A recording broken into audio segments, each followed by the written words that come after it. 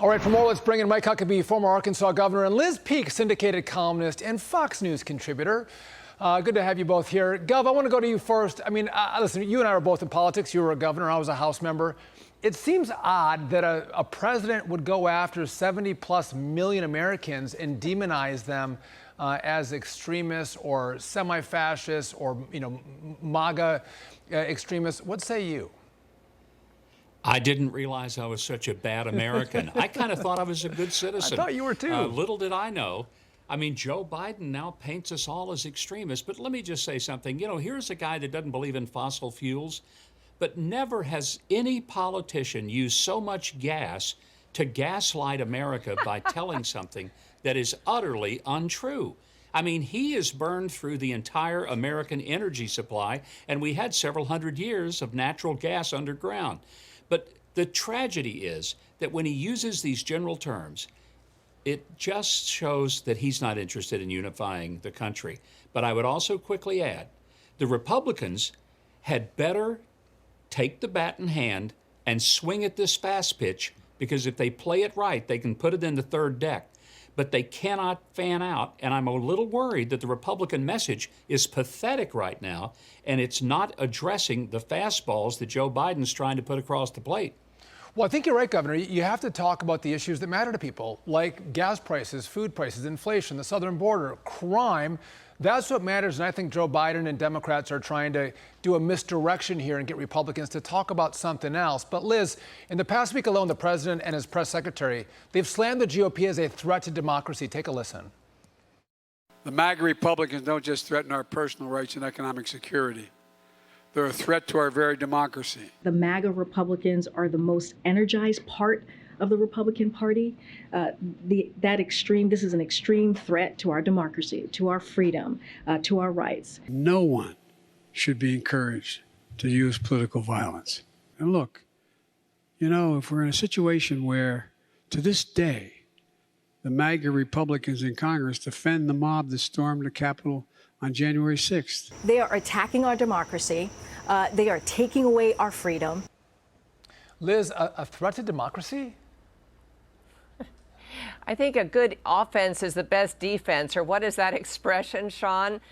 Look, Democrats are extreme. Democrats are extreme on so many issues that really matter to Americans, but they're extreme on abortion. They're extreme on immigration. And this is an election where Republicans should be calling them out on these issues, and crime is another one, by the way.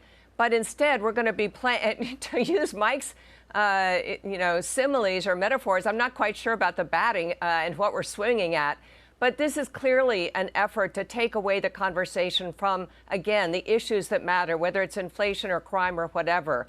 I want to go back to why Biden campaigned on bringing the country together to begin with. It was because everyone thought that President Trump was divisive, but people didn't like it, and they're not going to like this either. Biden has a history of going after Republican senators as being segregationists. Hillary Clinton had a major flop when she talked about half the country being deplorables. This is really unpopular. People don't like it, and people will end up not liking Biden. And that's a big problem for Democrats. No, I think you're absolutely right. And Governor, if you look at over the last 50 years, where were Republicans and how have they changed? I'd say, well, now they used to be more free traders. After Donald Trump, they're like, we want more tariffs because free and fair trade should go together. They're a little bit stronger on the border, but they've always been a party of free enterprise, lower taxes, less regulation, a strong military. They're always for the pro-life cause. But if you look at the extremism from the Democrat Party and how they've changed, I mean, you have a party that's trying to sterilize kids, defund the police, let violent criminals out of jail. They've opened up our borders. I mean, you look at the radicalism that's coming from the left. Historically, it's Democrats, not Republicans, who have switched their positions.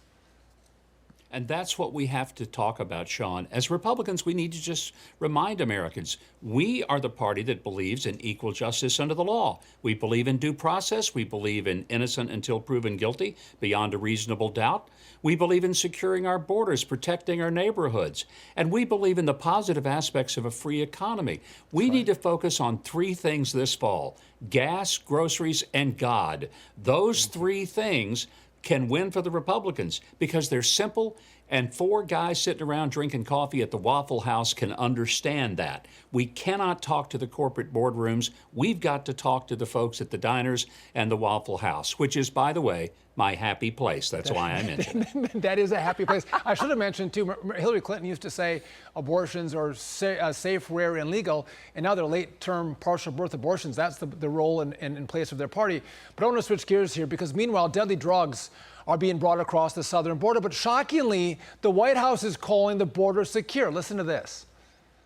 But 300 overdoses a day now. We know how the fentanyl is coming into the country. Americans' life expectancies are going down at a rate not seen in a century, and part of that is being driven by drug overdoses. So what is the president going to do? And we agree. We see those same numbers as well. But the fact that we are securing the border, the fact that we are securing record levels of funding from DHS so they can stop illicit drugs from entering into the country, the fact that it's not just drug traffickers that we're dealing with as well, we're stopping financiers. This is what's happening with this under this administration. You know, Liz, I wonder if the administration just thinks we're stupid. They're securing the border, and we're supposed to believe that the border is secure? Yeah, 2 million people coming across the border illegally this year. Fentanyl-related deaths up 23% since Biden took over as president, almost all of it coming across the southern border. How dare they talk about this? This is the #1 cause of death of young people in our country right now. They are doing absolutely nothing to stop it. Yes, fentanyl interdictions are up this year. Guess why? Because it is pouring into the country at an unprecedented rate. I find this so offensive. And by the way, Mayorkas himself has lied to Congress, calling our border secure. It is not secure. And now I have to say, I give Governor Abbott a lot of credit for busing these people across the country. It is waking people up to the fact that this costs money. It is disruptive to communities. And guess what? It's illegal. We need to stop this. Yeah, and Gov, you could go after the cartels, you could close the border, but you could also go after China, where the chemicals are coming in from China to the cartels to make fentanyl, which are killing American kids. But you don't hear anything from Joe Biden to do any of those 3 things. Well, I think Joe Biden is compromised when it comes to China because of his son's business dealings. Right. We just don't even know. Did the big guy get his cut?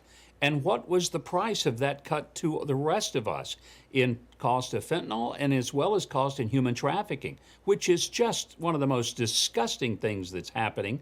And we're not talking about that enough.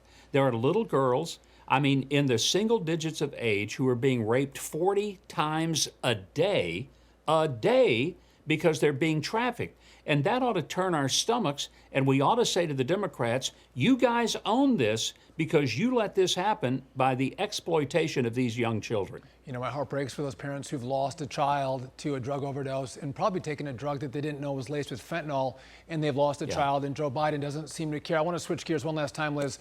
The Education Department released some alarming information today. National math and reading scores saw their sharpest decline in 30 years during the pandemic. What are your thoughts? Well, this was not, it was unconscionable that we closed our schools. Other nations like Sweden did not do that. We knew that there was going to be a huge cost. And honestly, this is the greatest indictment of the teachers' unions in this country's history, because they advocated, along with the pediatricians of America, to close our schools. Why? Because of their own safety, their own concerns. No concern whatsoever for the children, who we all know were relatively safe. It's an appalling outcome from terrible, terrible policy brought to us by, yes, the teachers' unions. You know, and to that point, Gov, I want to go to the Democrats, said that how it was incredibly dangerous for kids to go back to school. Take a listen to this montage. Going back to school presents the biggest risk for the spread of the coronavirus. You know, I do think that in large parts of the country right now, the infection rates are so high that probably not safe to send kids back. The educators, we'd give anything to be back in our classrooms, but we are listening to what the doctors and the scientists are telling us. And when it's safe to go back, we'll go back.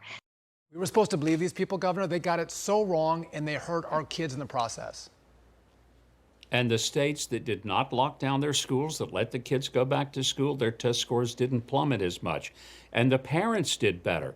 You know, this is coming from the party who have people driving around by themselves in a car wearing a mask.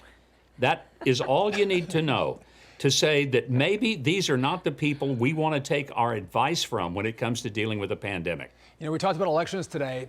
You watch out for the mama bears. You mess with their kids. They see a fall in these kind of numbers. You start to teach them bogus topics like our schools have been teaching our kids. They come to the polls and they make sure they throw your butt out. Mike Huckabee and Liz Peek, thanks for joining me. Appreciate it.